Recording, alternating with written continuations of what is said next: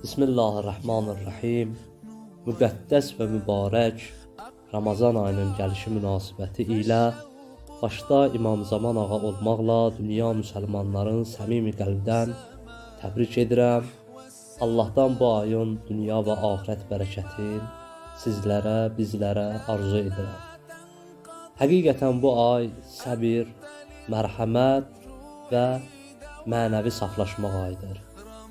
Mübarək Ramazan ayı bizlərə nəfsimizi tərbiyə etməklə Allaha daha da yaxınlaşmağı öyrədir.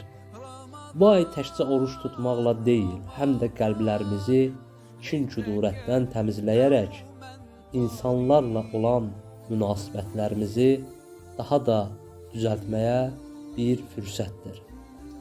Ramazan ayı bizə xatırladır ki, insanın dəyəri onun imanındadır.